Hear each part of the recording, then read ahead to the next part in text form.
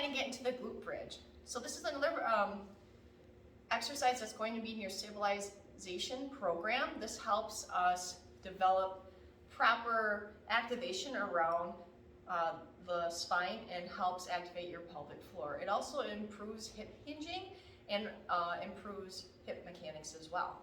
So let's go ahead and take it into it. So I'm going to go ahead and lie back on the floor. I'm going to make sure my feet are hip width apart, so my knees should be lining up with my hips here. My feet should be nice and straight on. They should not be cranked open. They should not be too far in. I'm just going to be nice and stacked.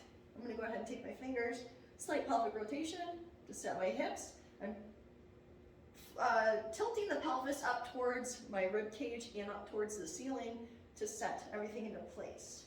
If you notice, this is anterior pelvic tilt where my pelvis is kicking out this way and I'm causing a very big arch in my lower back. When I do a pelvic tilt, I'm bringing it in. I don't want to bring it in too far because it's going to be too much and you're going to start feeling it in your sacral or lower back area. We want to have just a little bit less, right there. Just enough to where we have a neutral pelvic position to keep us nice and stacked. Right.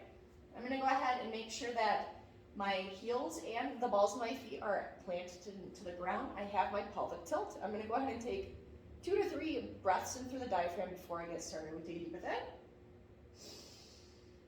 big breath out. I'm drawing the navel in towards the back of the spine and just a light squeeze. Deep breath in,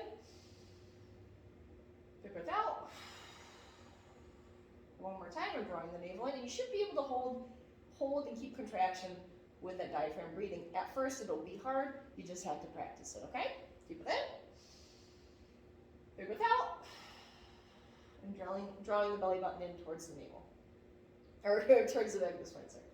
My shoulders are down away from the ears. I'm going to go ahead and place my hands towards my sides. I'm going to make sure my shoulders aren't shrugging up towards my ears.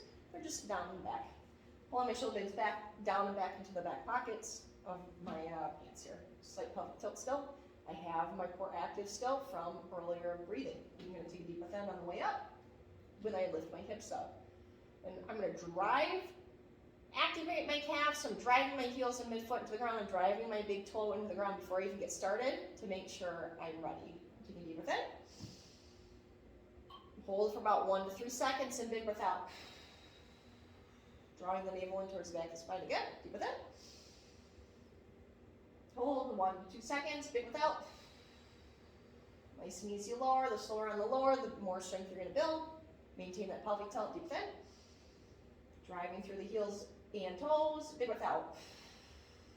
And if you're not sure how your pelvis is sitting, you can place your hands on your pelvis and to be able to help maintain that pelvic tilt if you feel like your hips keep wonking out of the position. Okay, deep breath in. We hold 1 to 2 seconds, big breath out. Drawing the navel to the back of the spine, and nice and controlled on the lower. And I want you to really squeeze the glutes at the top when we're pushing to the ground. Squeeze, and lower.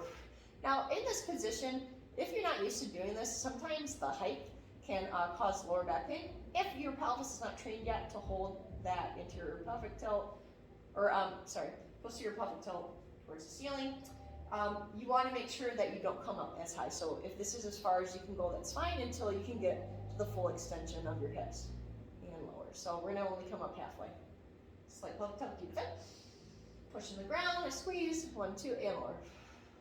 Now this movement might not seem very exciting or big, but this is a foundational movement that we will be doing throughout the program to help you develop those fundamental skills to help you apply this to later movements or the bigger or dynamic movements like resistance training or any power or endurance training with shifting and side to side movements. So one more time, slight pelvic tilt, deep breath in.